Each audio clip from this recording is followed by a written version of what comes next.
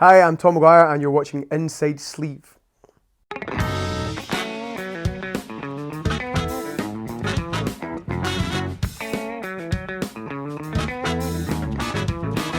Large medium fish in a medium pond. Make my way to the ocean. There's sharks all around. I don't know. I got the right Actually, this is the first record I bought. It's a band called Marvin, a French band called Marvin, who I saw playing in Block.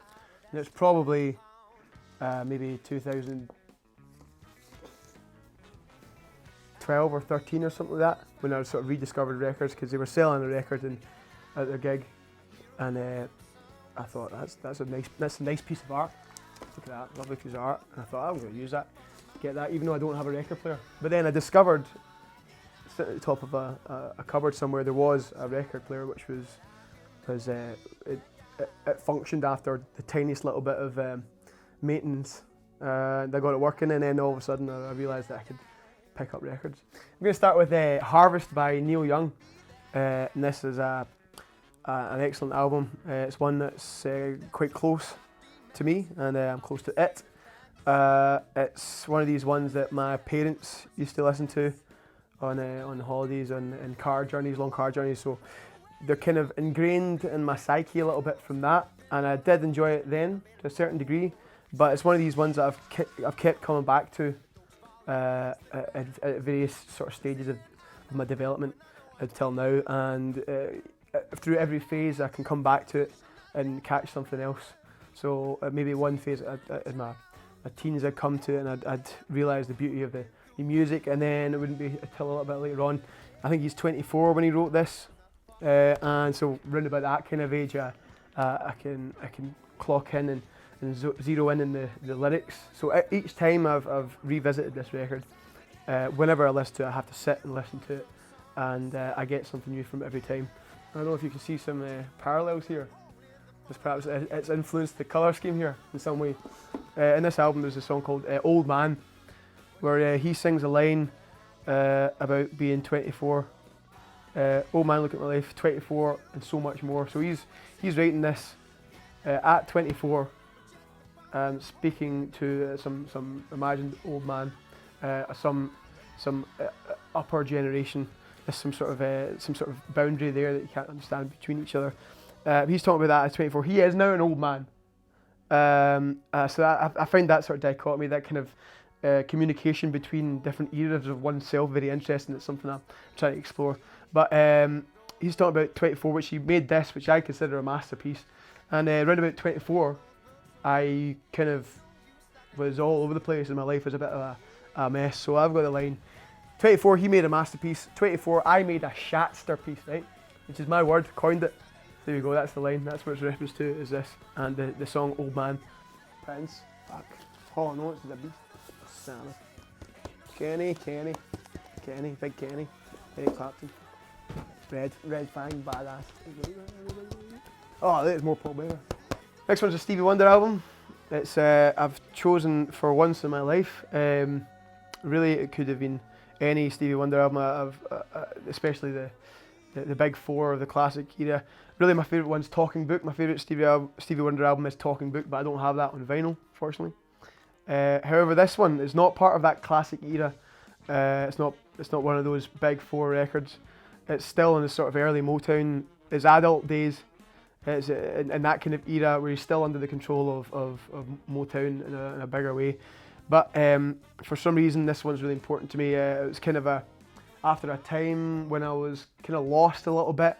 I kind of lost music a little bit, and I sort of returned to the fray a little bit and started to rediscover music in a big way, and specifically old soul and classic soul stuff. And I discovered this record. There's a couple of tracks on here which are just absolutely killer and just connected with me and sort of made me feel alive again after a period of really not feeling alive and not sort of living. A couple of standout tracks here. There's a version of a song called Shooby Dooby Doo Da Day, which is absolutely killer. And this is young Stevie, absolutely just pushing his range and just feeling it really, really hard when he's singing it. It's really accessing the soul in it when he's singing these songs, and it's quite powerful to behold. And I suggest you also listen to this one, Stevie Wonder, For Once in My Life. And I'm quite excited to be talking about this one. It's one of my top 10 records, I think, for sure. A very important record to me, and it's Sorrow and Extinction by Pallbearer. Look at that, isn't that totally badass? Yes, indeed. Right, this is an album by a band called Pallbearer. It's a doom metal album, and it's definitely very, very powerful and important for me.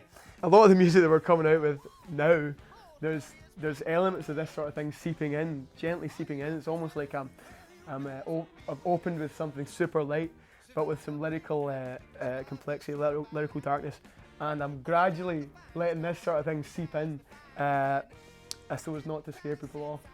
But it's I think the type of music, musically, the sound is very powerful, and the emotions displayed with this sort of thing looks very different from funk and that kind of joyous thing. It's very important to experience. I've sort of examined and explored this a little bit myself, why I like this sort of music, and it's because it's important. I think it's important to embrace darkness and sadness, as well as joy and happiness and fun, because it is part of the spectrum of human experience.